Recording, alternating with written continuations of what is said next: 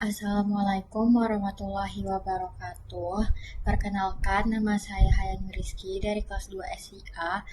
Pada mata kuliah pemrograman Firmrock pertemuan 7 kali ini, saya akan membuat partial view dan juga membuat CRUD user serta menghubungkan login. Baik, jadi partial view itu untuk memisahkan bagian tampilan yang berulang seperti yang ada pada header, navbar, ataupun footer. Itu kita masukin ke kita pisahkan dengan menggunakan seperti add include, add extends, ataupun add section, dan juga add yield. Jadi saya sudah buat di bagian layout, ini udah ada FCSS dan FCSS yang udah saya copy sebelumnya, dan juga ini ada CSS, footer, header, JS, dan sidebar. Ini udah ada CSS-nya dan juga JS dan lain-lain. Nah, kemudian saya akan membuat data user. Jadi di sini saya udah membuat user controller. Sebelumnya untuk membuat tabel user itu tidak lagi menggunakan migration, tetap karena sudah ada migration users bawaan. Jadi ini udah ada. Hanya saja jika ada yang kurang bisa mungkin kalian tambahkan, dan juga di model itu udah ada bawaannya, jadi tidak ada saya tambahkan. Yang saya buat itu ada user controllernya, ini CRUD-nya itu ada create-nya, saya buat return view guest.user.create. Kemudian ini ada public function store-nya. Nanti kita memvalidasi nama, email, dan juga password. Kemudian nanti akan menampilkan jika berhasil, usernya berhasil dibuat. Kemudian ini ada function edit. Kemudian ada public function update, sama halnya dengan ini. Kalau di sini untuk memvalidasi datanya. Kemudian di sini untuk function update juga sama, kurang lebih sama. Di sininya nanti setelah kita update menampilkan data user diperbaharui. Nah, untuk ketika kita ingin menghapus itu nanti kode yang kita gunakan ada ini. Dilihat nanti ketika sudah terhapus datanya itu akan menampilkan user dihapus. Nah, itu untuk bagian controller dari usernya.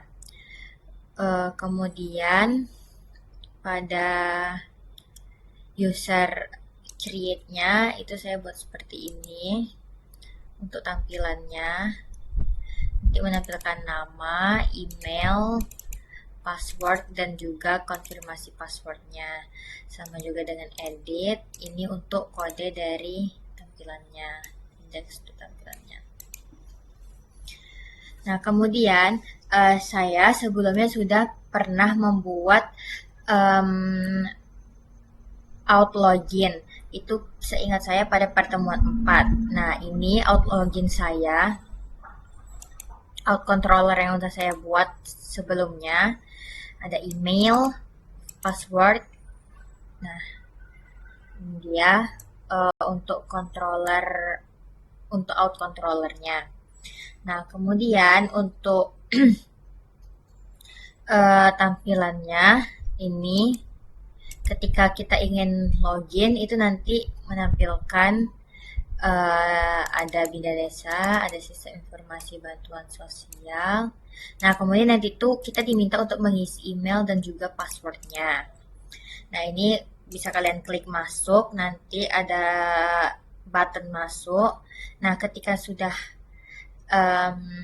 kalian isi dari form loginnya, kemudian akan menampilkan card sukses. Nah, jadi tuh ini ketika kalian berhasil, nanti kalian akan ditampilkan seperti halo, login berhasil, selamat datang di bla bla bla. Nah, ini saya kemudian ini roots-nya. Roots yang saya gunakan untuk out controller ada ini, kemudian untuk usernya ada yang ini usernya, kemudian ini untuk loginnya. Nah, saya akan cobakan ke sini. Pertama kita coba buka dari sini, pertama out. Nah, ini tampilan dari outnya tadi untuk kita login. Ini akan berhubungan dengan email yang sudah saya masukkan di data sebelumnya. Jadi saya akan memasukkan email yang belum terinput di data sebelumnya. Misalnya saya buat di sini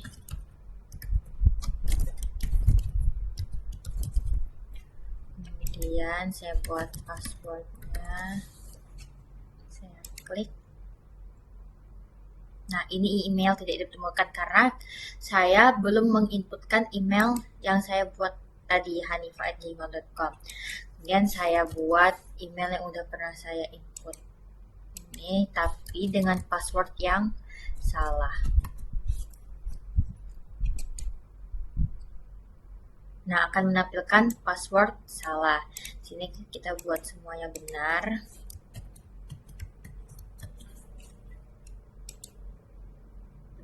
Nah, akan menampilkan seperti ini.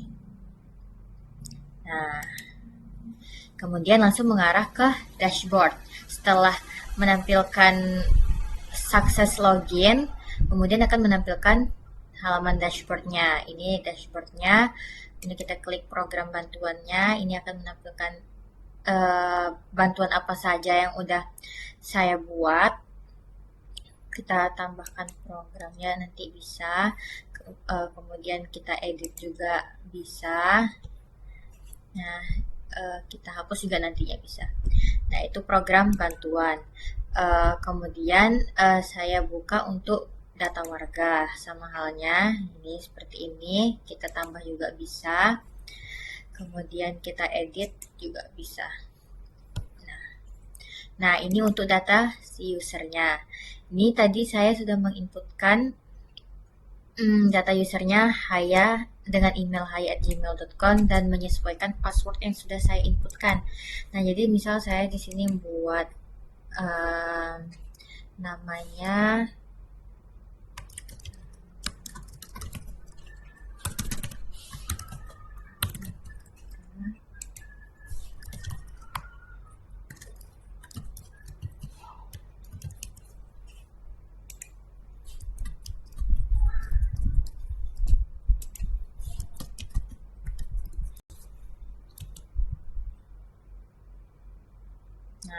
akan memberikan seperti ini. Oke. Baik, setelah kita menambah file maupun folder yang udah kita tambahkan, sekarang saya mau meng-git push-kannya. Kita klik new terminal, kita buat git add, git status, buat git commit dan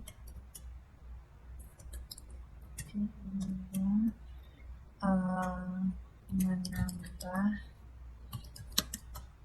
data user dan menghubungkan login.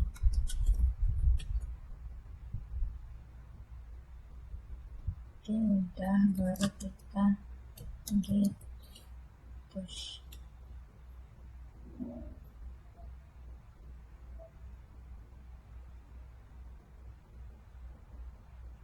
Oke, udah kita git push. Sekarang kita lihat di sini.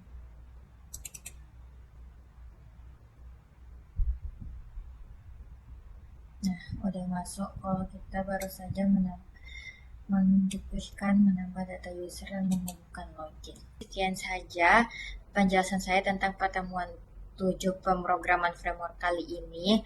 Maaf bila ada salah. Assalamualaikum warahmatullahi wabarakatuh.